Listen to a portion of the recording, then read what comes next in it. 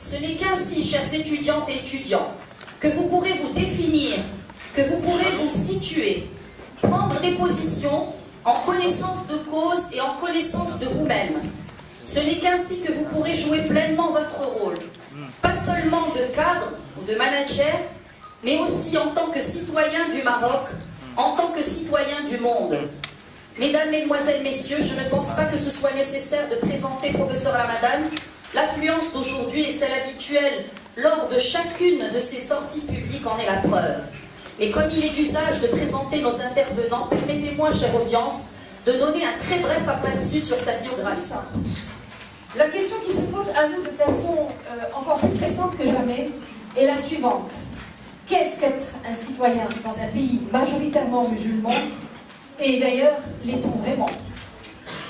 Il est communément admis que la citoyenneté renvoie à des valeurs partagées par tous. La tradition musulmane, jusqu'à ceux des écoles, c'est-à-dire on commence avec Malik, celui qui est votre référence, et on continue avec Abu Hanifa, on continue avec Ibn Hanbal, avec Shafi'i. Toute cette tradition-là a mis en évidence un principe majeur de taklif, c'est-à-dire vous êtes responsable. Vous ne pourrez pas, devant Dieu, dire que votre responsabilité c'était le voisin. Le principe fondateur par rapport à la mort, il est celui-ci, ça fonde une citoyenneté déterminante. Donc chacun d'entre nous sera devant Dieu tout seul et répondra de ses actes. Dieu ne demande pas plus que ce qu'on peut porter, mais ce qu'on doit porter, on doit le porter. Et la citoyenneté, c'est porter ce qu'on doit se porter dans la collectivité.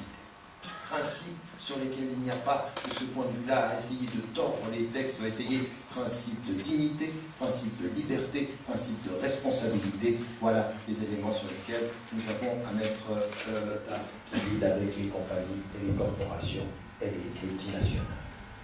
Alors, on peut rêver en disant ça ne devrait pas arriver. Moi, je ne suis pas en train de dire, je ne suis pas dans le monde de bisounours. La raison d'État, on sait ce que c'est. Les réalités quotidiennes, on sait ce que c'est. La question n'est pas de nier qu'il faille composer, la question est de savoir a-t-on l'intention de réformer. Est-ce que nous sommes dans un processus de réforme réelle, c'est-à-dire que demain soit meilleur qu'aujourd'hui. Rêver que tout s'arrête aujourd'hui, c'est un rêve qui est tellement rêve qu'il nous rend passifs et qu'il nous rend victimes de ce que nous avons à faire. Mais le processus qui voit la réforme dont on le sait, étape après étape, réformer la société. Et ça, c'est une citoyenneté qui ne peut pas être sans ceci. L'éducation à la citoyenneté, elle est transversale, c'est avec tous les savoirs. C'est-à-dire, en littérature française, on apprend à être citoyen.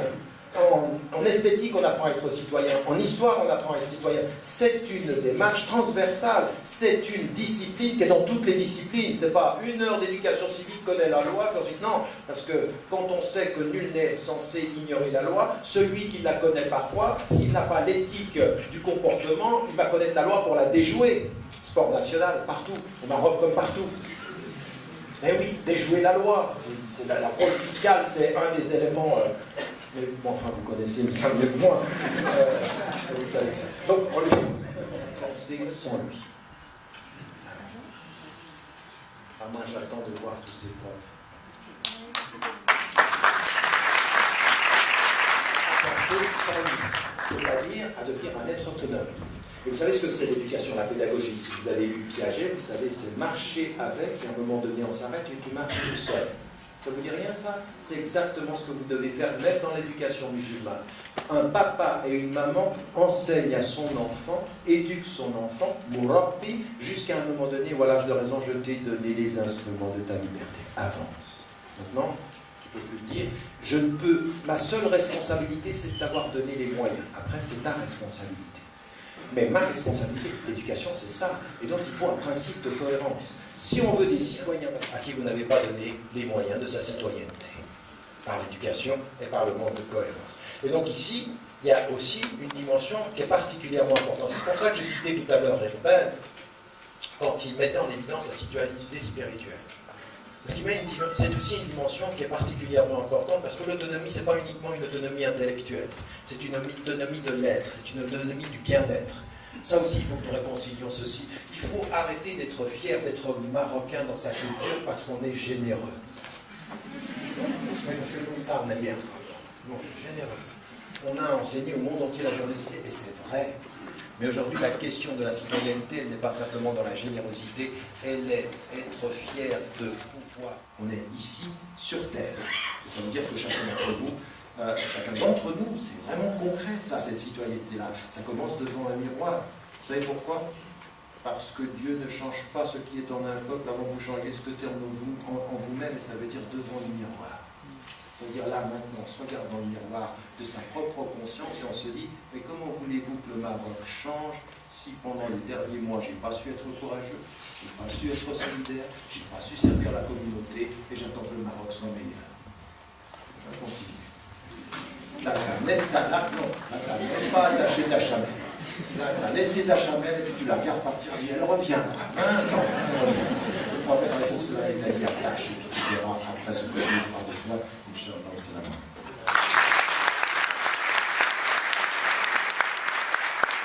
Vous voyez, on a mis tout ce qu'il faut pour qu'il soit à 2M exactement à l'heure qu'il faut pour qu'il passe à 20h30. Donc s'il vous plaît, il faut qu'il traverse l'avenue parce que la moto l'attend de l'autre côté. Merci Dr Benelli d'être vraiment, merci beaucoup. Je sais que tout le monde a envie, s'il vous plaît, je sais que tout le monde a envie après de venir parler avec Tarek. Il y a à peine 3 ou 4 jours, à Chapel Hill, aux États-Unis, 3 jeunes musulmans ont été assassinés. Des étudiants. La question que je vous pose est simple. Les défis de la citoyenneté dans le monde aujourd'hui. Est-ce que vous ne pensez pas qu'il y a 2 poids 2 mesures, selon qu'on soit français, selon qu'on soit de confession juive, selon qu'on soit occidental, ou qu'on soit tout simplement des Arabes, musulmans, des êtres humains. Et comment pouvez-vous nous expliquer, dans le contexte de la dignité dont vous avez parlé tout à l'heure, ce concept de 2 poids 2 mesures, et n'est-il pas un vrai défi aujourd'hui de citoyenneté dans le monde qui devra, dans les prochaines années, régir des relations qui sont complètement déséquilibrées? Mes origines. C'est-à-dire que moi, je viens d'une famille où j'ai vu dans ma famille ce que c'était que de se battre pour ses idées.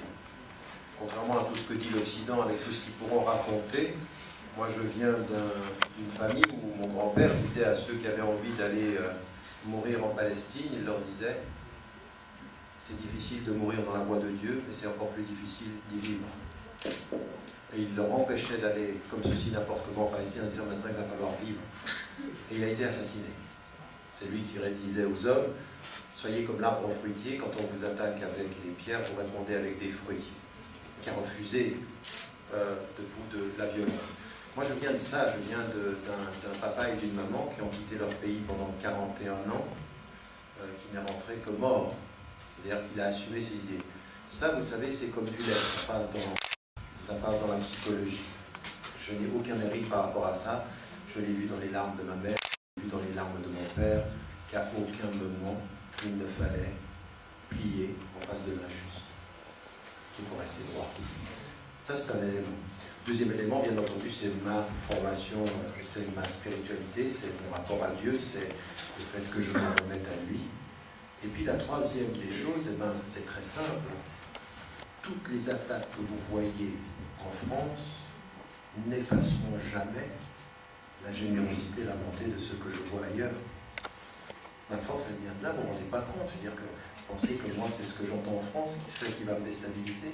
Quand partout où je vais avec mes frères et mes sœurs en humanité et musulmans, regardez cet amour-là, parce que c'est, moi je ne pense pas que vous aimez la personne, vous aimez le message de la personne, et ce message-là, vous savez, vous, que je n'ai pas de double discours, vous savez que je ne mens pas, que je ne suis pas un tordu en train d'essayer de... Vous le savez, ils pourront dire tout ce qu'ils veulent, mais ça ne touchera pas l'essentiel de ce que cette force.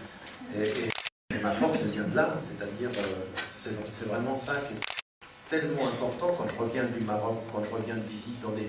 Je suis en France avec des gens et que vous voyez ceci, vous voyez cette force, cette puissance, cette espérance et cet amour. Je dis, mais allez, vous pouvez dire tout ce que vous voulez, double langage, au triple langage, au quadruple langage. Votre surdité ne changera rien. On le fait pour ces jeunes-là aussi, parce qu'ils ont besoin de... Donc peut-être le geste, peut-être que quand on fait des gestes comme ça, qu'est-ce que je fais? Moi, de manière à mon travail, c'est comme ça que je le vois. Il y a une fidèle. Là, il faut une il n'y a pas de... Moi, j'ai pas eu à discuter. Ah, c'est bon, c'est bon. On y va.